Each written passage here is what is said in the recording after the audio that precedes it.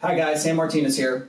We're talking about financial stress. So last time, if you watched the whole little blog, you're probably depressed afterwards, and I apologize, but we are going to get to solutions. First of all, I do want to cover a study that Fidelity Investments did, and I thought it was so telling and so fantastic. Of course, Fidelity being Fidelity, they have a gazillion people that they can survey, so they got a great sample size of about 6,000. The study was conducted about a year or 2 years ago, so it's still very current and very pretty accurate.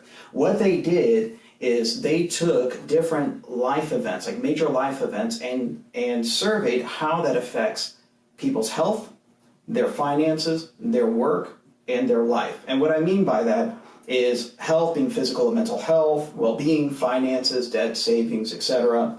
Work being their work-life balance, career status, and life, personal satisfaction, sense of purpose, stress, and seeing all these correlated factors. Because by the way, I know you know this, but our lives are not in a silo. We don't go to work and only do work.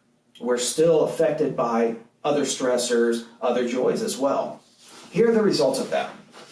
According to this financial study, this financial stress study, financial stress is all the top three that affect events that affect us negatively are actually have to do with finances. The first one that came out with is job.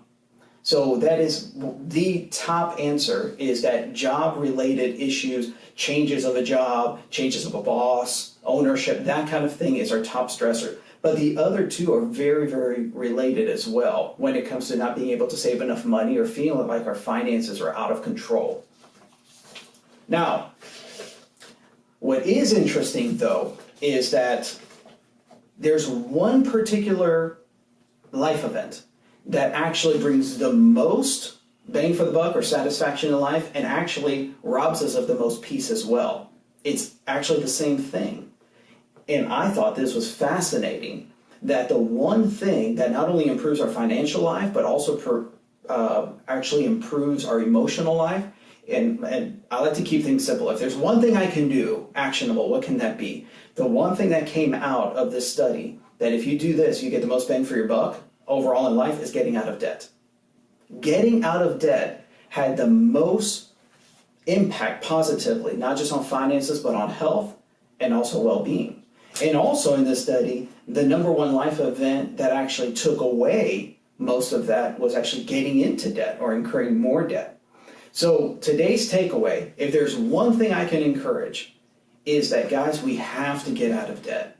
We have to try to maintain ourselves from even getting into debt and staying away from it. If we have it, pay it off as soon as possible. I'll talk a little bit more on that the next time. And there's another thing that we can do practically that can get us out of the cycle of financial stress. Talk to you soon.